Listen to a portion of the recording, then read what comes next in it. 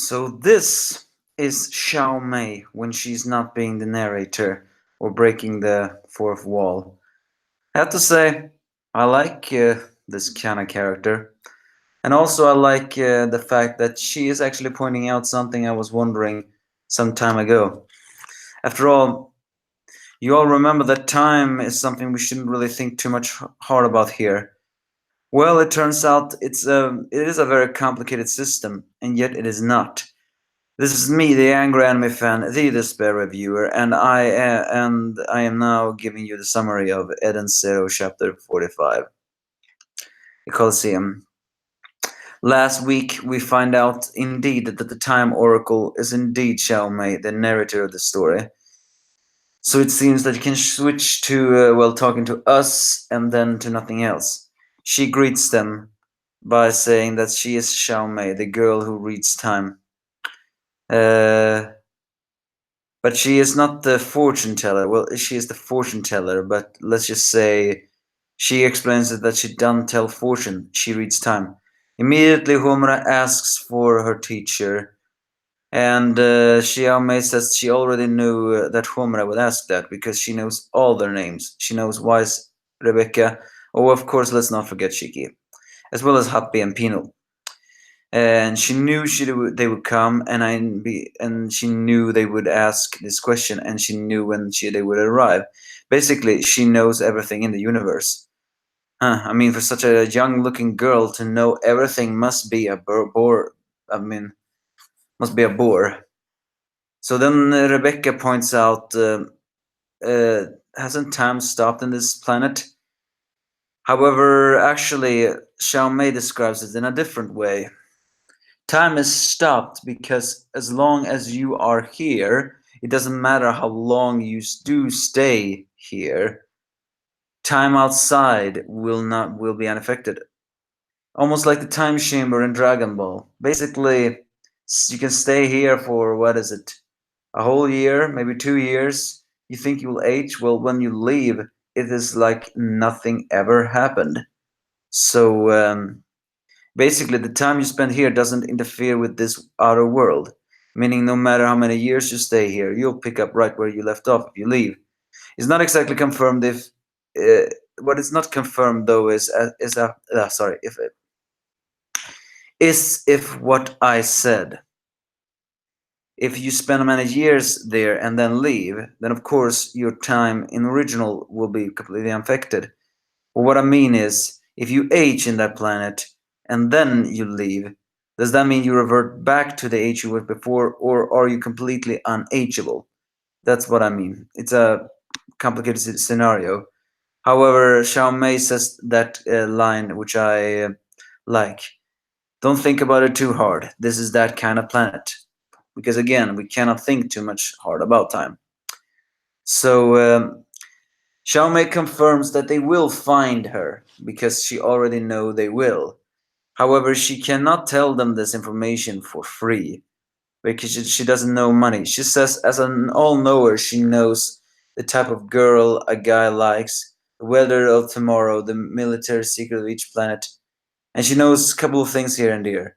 So what she needs instead is an equal trade of information.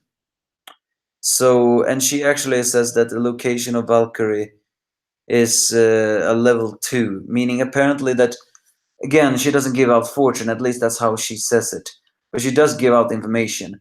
But it does seem that the level she can give them out will have a different effect on the planet. Because there's actually something else she says in this uh, chapter, which I also like, is the fact that yes, she can see time, but she can also see the different futures, meaning that no future is completely set in stone. An action can change that future into another path, and she can see them. She can see when they change, and she can see what is going to happen next, because the future is split into many possibilities. Therefore, the future itself is not set in stone, and that is her. But she can see that they can change. So what she needs in equal treatment is to bring her an enjoyable thing she cannot see coming because of these different futures. So she snaps her wing, no, sorry, her fingers, and they end up in a coliseum like things. And she actually says something very funny here. As a woman who knows both the past, present, and the future, she's very bored. Well, I can agree with that. Knowing everything, especially the future of someone else, can be pretty boring because that means you just know that fighting fate is pointless.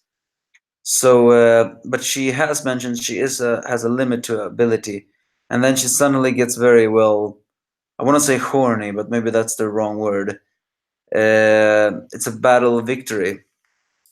No, not because she doesn't know the victories. She doesn't know the outcome of certain battles because that's so. She says that she knows Shiki will battle it out, and if they win, she will give information. So indeed, Shiki enters the field. So it's here that Happy actually points out. But if you don't know the outcome of this battle, then don't you know the complete future? And she says that the future is split into many possibilities. I know what I said can sound confusing, but again, it's time. Time is always confusing. So yeah, she describes it as I see the future where you win or lose. So that's what I mean is that she can see the different roads, but she doesn't know which one of these roads it will be until they happen. Basically, the future can be changed. I love this phrase. Remember that. She's saying that to us as well. The future.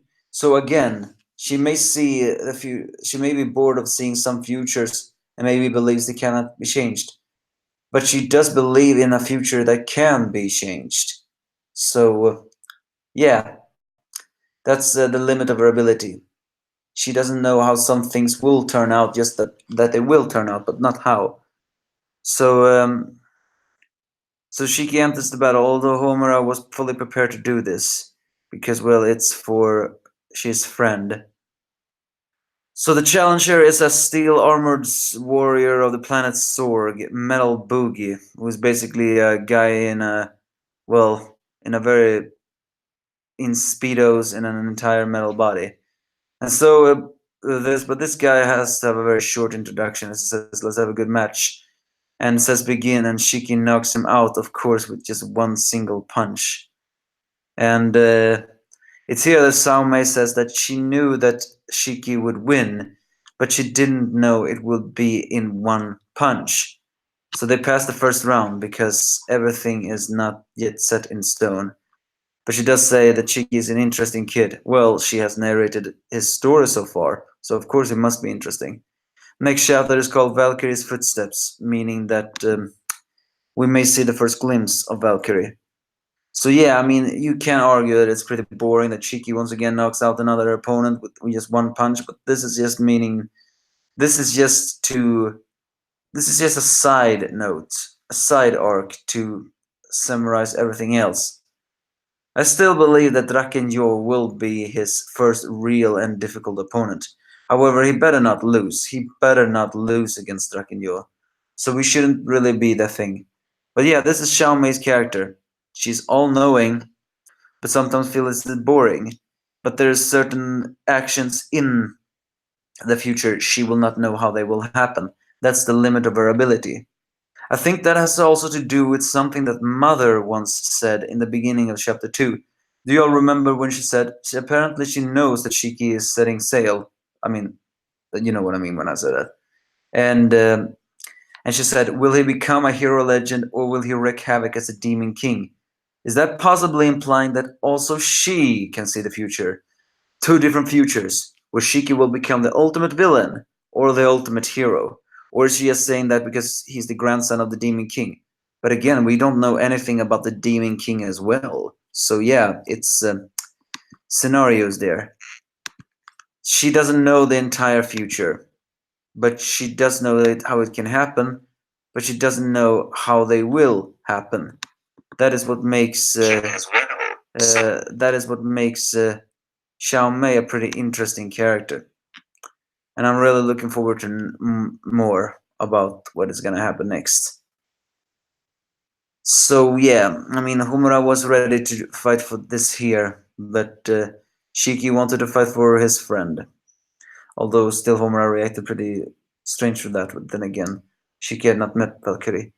Xiaomei says that they will find Valkyrie. That's the one information she gave off free. But not how, huh? A level of different information. Well, things are as I really like how this is going, even if it's short. So do give me your thoughts if you have any.